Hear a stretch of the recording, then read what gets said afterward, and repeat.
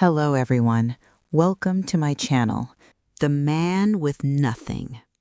Everyone in Millbrook, Tennessee said the same thing when Lily Bennett announced she was going to marry Noah Hayes. They said, "That poor man? Are you sure?" And they were right in the most literal sense. Noah Hayes was by every visible measurement a poor man. He lived in a small rented house on the east side of town. He drove a truck that was 12 years old and made a sound when it turned left that no one had ever been able to explain.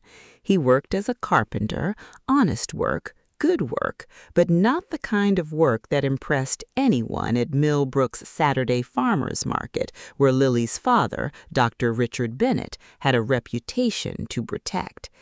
He owned 3 pairs of jeans. He cooked most of his meals at home from simple ingredients. He did not own a suit.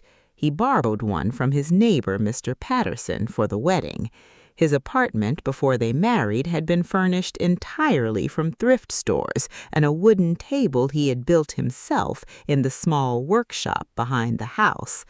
He was 29 years old. He had no savings account of significance, no investment portfolio, no family money waiting anywhere. He had 2 hands, a set of tools, and a quality that Lily would spend a long time trying to name before she finally settled on the right word.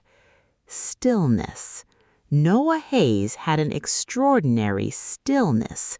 In a world full of restless people checking their phones, planning their next move, worrying about what they did not yet have, Noah was completely present. He listened when you spoke. He looked at things, really looked, the way artists do, as if everything deserved full attention. He moved through the world slowly and carefully, like a man who was not trying to get somewhere else. Lily's family saw the truck and the jeans and the borrowed suit. Lily saw the stillness, and she chose the stillness. What her family said. Lily's family did not hold back their opinions. This was a Bennett family tradition. Opinions were given freely, with love, and not always asked for. Her father sat her down in his study 3 weeks before the wedding. He was a good man, a doctor who had worked hard for everything he had and loved his daughter with a fierce, protective love that sometimes looked like control. "Lily, I am not saying he's a bad person. He seems like a decent man, but decent is not enough. You deserve security. You deserve someone who can provide for you. What does this man even have to offer?" Lily looked at her father across the desk. "He makes me feel like the most important thing in any room I walk into. When was the last time someone made you feel that way, Dad?" Her father had no answer, but he did not stop worrying. Her mother, Patricia, took a gentler approach. She came to Lily's apartment the following week with a pot of soup and a face full of careful concern. "I just want to make sure you're not choosing him because he's different from what we expected," her mother said. "Sometimes we choose things to prove a point. That's not the same as choosing them because they're right. I'm choosing him because when I'm with him, I feel completely at home. I've never felt that way before, not with anyone." Her older brother Marcus was the most direct. "Lil, the man doesn't even own a suit. He'll wear one to the wedding. Whose? His neighbor's."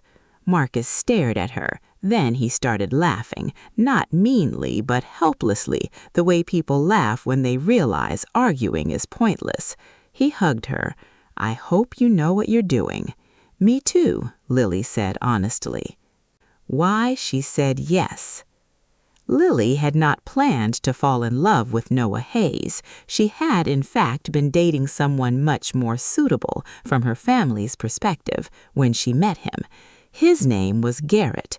Garrett was 31, worked in finance in Nashville, drove a new car, wore good clothes, and talked fluently about careers and investments and 5-year plans. He was handsome and ambitious, and her parents thought he was wonderful. She had met Noah at the farmer's market on a Saturday in April. He had a small table where he sold the birdhouses and small furniture pieces he built in his workshop on weekends. She had stopped at his table because one of the birdhouses caught her eye. Small, precise, beautiful in the particular way of things made entirely by hand. "Did you make this?" she asked. "Yes," he said. "Simple. No elaboration." Most people would have added something, a story about how long it took, what kind of wood it was, how many they had sold. Noah just said yes and then waited. She bought the birdhouse. She came back the following Saturday and the one after that, not always to buy anything, sometimes just to talk. And the conversations they had at that small wooden table with the Tennessee April warming into May around them were the most honest conversations she had had in years.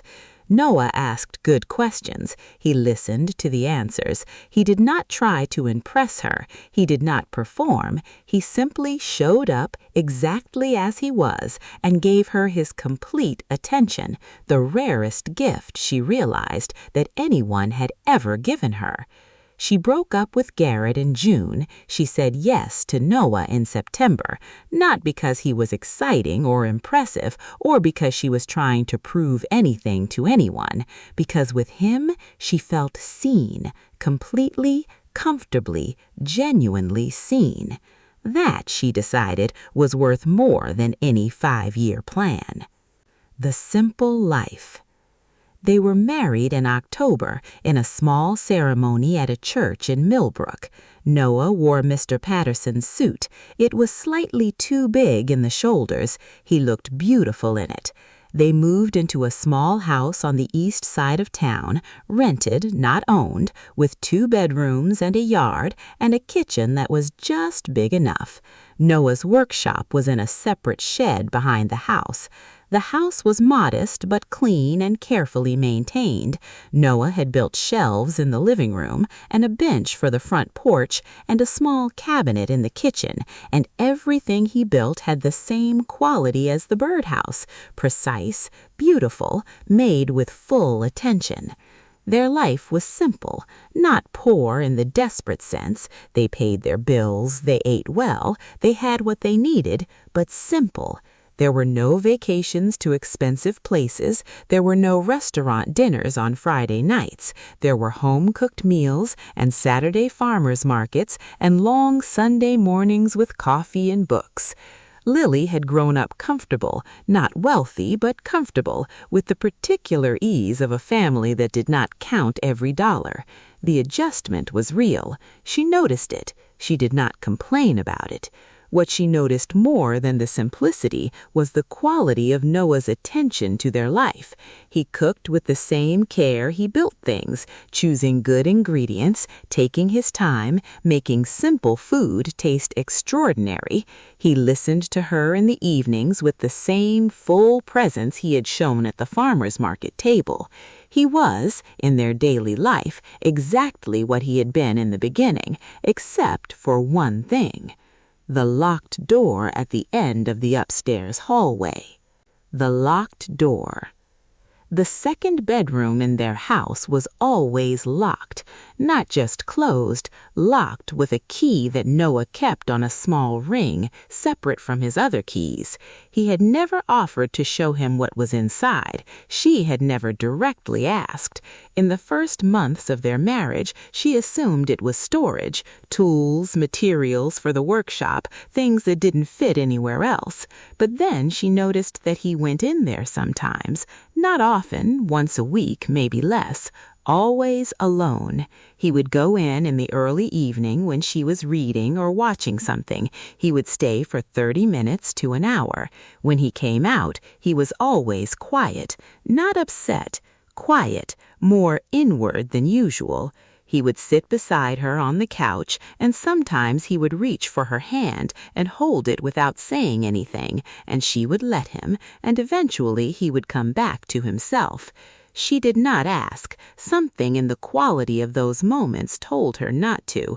Whatever was in that room was something he needed time with, something personal, something that was his. She respected that. She waited. But in the 7th month of their marriage, something happened that changed the waiting into something more urgent. She came home early from visiting her parents, earlier than expected, earlier than she had told Noah she would be.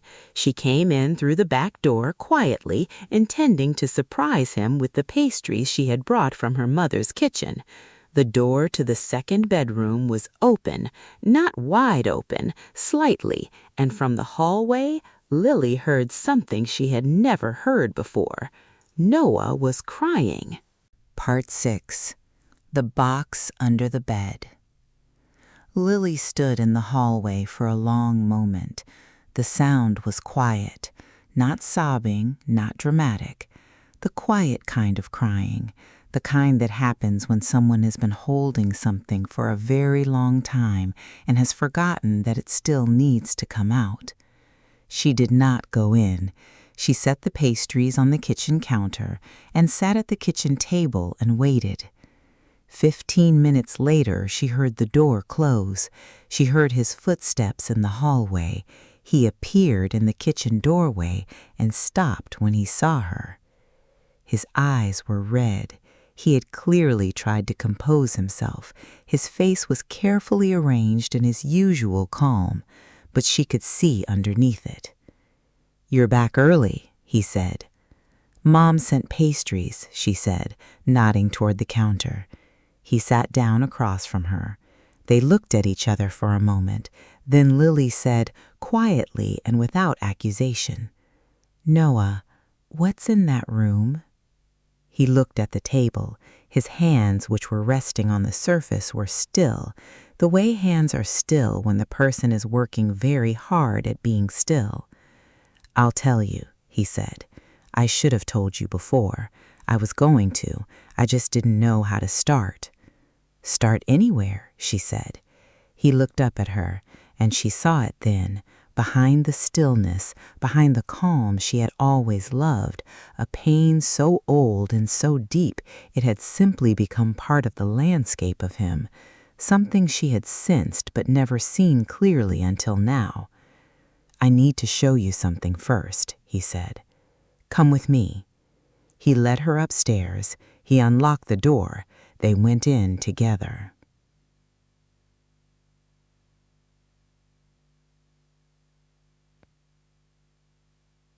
Part 7. What was inside.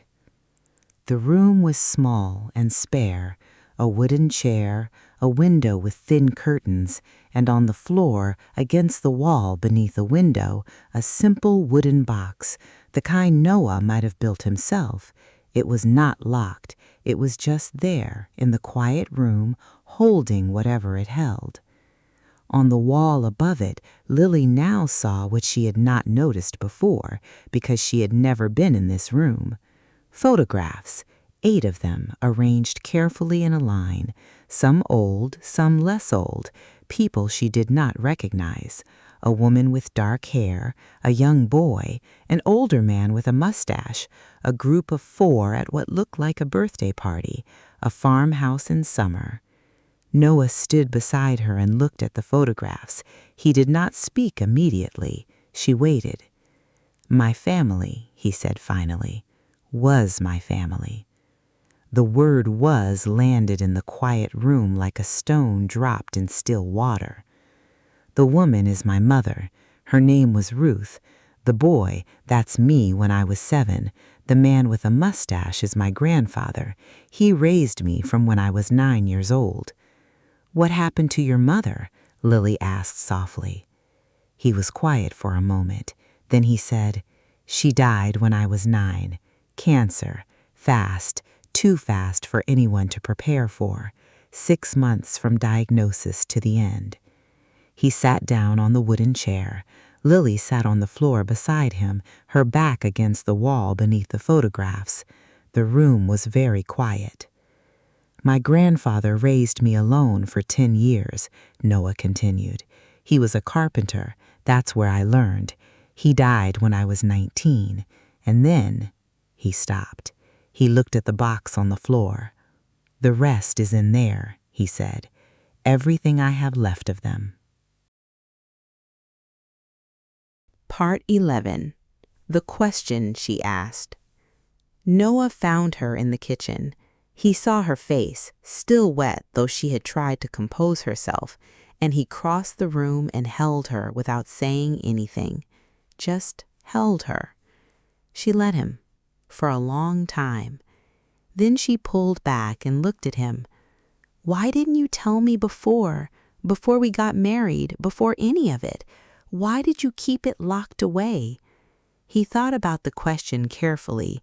Then he said, because the last time I told someone, a woman I was with before you, she left. Not right away, but she started looking at me differently after, like I was something broken, something that needed to be fixed. And I didn't want to be fixed, and I didn't want to be looked at that way. So you hid it. Part 11. The question she asked. Noah found her in the kitchen. He saw her face, still wet though she had tried to compose herself, and he crossed the room and held her without saying anything. Just held her. She let him, for a long time. Then she pulled back and looked at him. Why didn't you tell me before we got married, before any of it? Why did you keep it locked away? He thought about the question carefully. Then he said, because the last time I told someone, a woman I was with before you, she left. Not right away, but she started looking at me differently after, like I was something broken, something that needed to be fixed. And I didn't want to be fixed, and I didn't want to be looked at that way. So you hid it. I protected it, he said. There's a difference. These are the people I loved most in my life. I wasn't going to let someone feel sorry for them. Lily looked at him for a long moment. Then she said, Noah, I don't feel sorry for them. I feel like I understand you now in a way I didn't before, and I need you to know something. I'm not going to look at you differently. I'm going to look at you more clearly.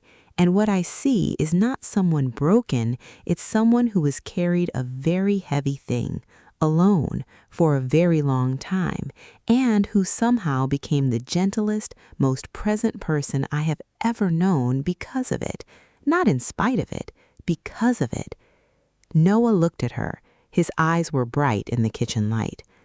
I didn't know if you'd understand, he said quietly. Lily said, I'm your wife. I was always going to understand. You just had to let me. Part 12. Understanding Noah. After that evening, Lily understood her husband in a way that changed everything. Not what she felt for him, but the quality of what she felt. It was deeper, more specific. The love she had felt before was real, but it had been loving someone she could only partially see. Now she saw him fully, and fully seen, he was extraordinary. She understood why he built things. It was not just carpentry, it was continuity, a way of honoring his grandfather, of keeping the conversation between them alive. Every piece of furniture he made was something his grandfather had taught him, something his grandfather's hands had done before him.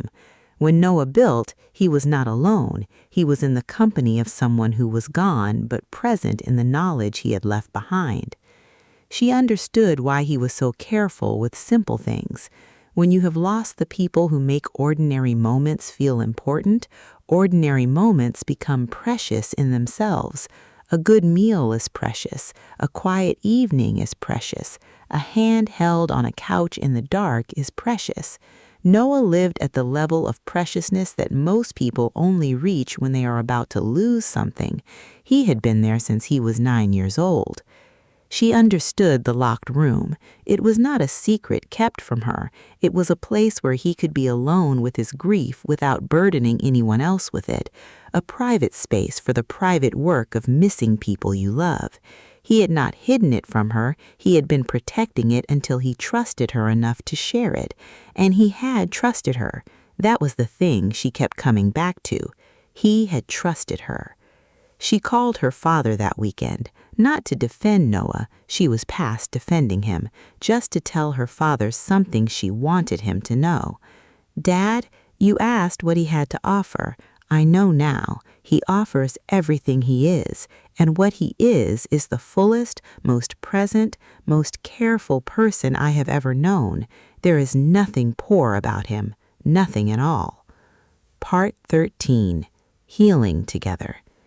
Something changed in their house after the night of the locked room, not dramatically, quietly, the way most real changes happen. The door to the second bedroom was no longer always locked. It was sometimes open. Sometimes Lily would find Noah in there, sitting in the wooden chair, and she would simply come and sit on the floor beside him the way she had on the night he first showed her. Sometimes they talked, sometimes they did not. Sometimes she brought tea. Noah began to talk about his mother and his grandfather more easily. Not constantly, he was still a man of measured words, but the stories came out now. Memories that had been sealed away behind the locked door began to enter their daily life in small ways.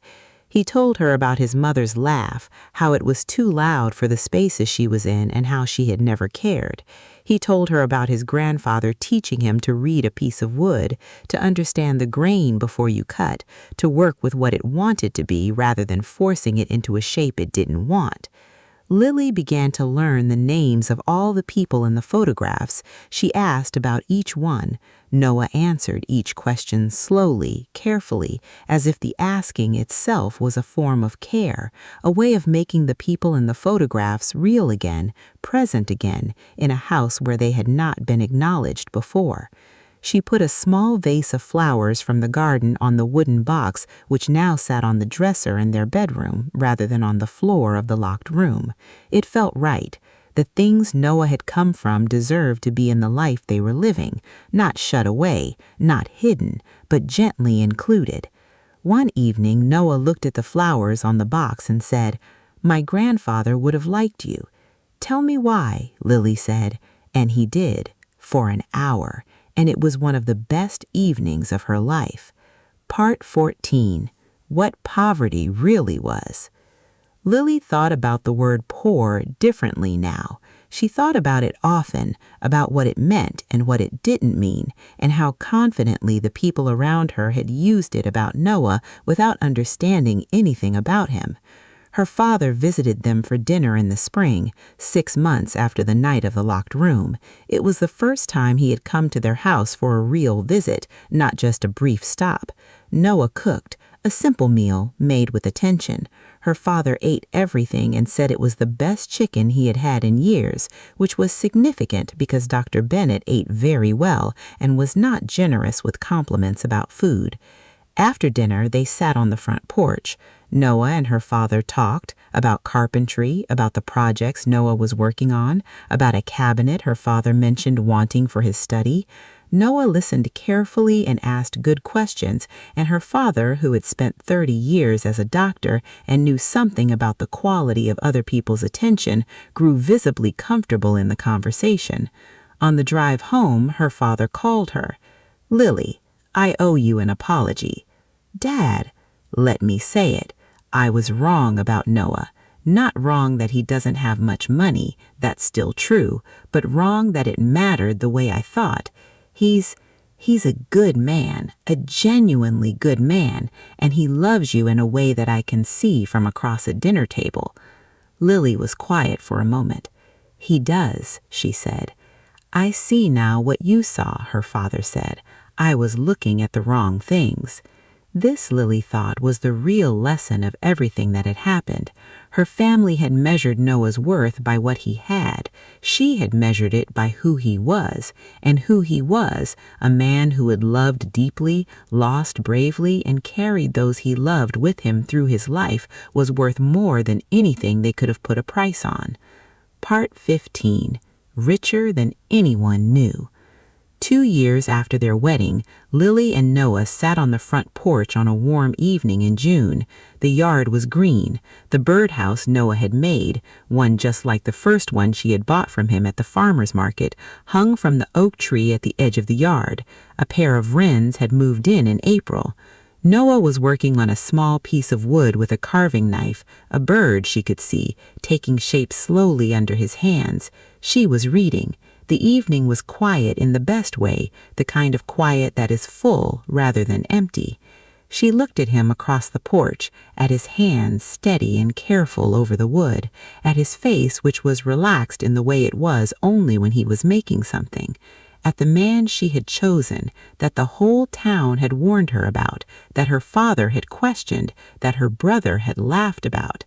She thought about the locked room, about the box with the letters and the watch and the little wooden bird, about the photographs on the wall and the names she now knew, about Ruth who loved poetry and strawberry jam, about the grandfather who had said that the only real poverty was a life without love in it.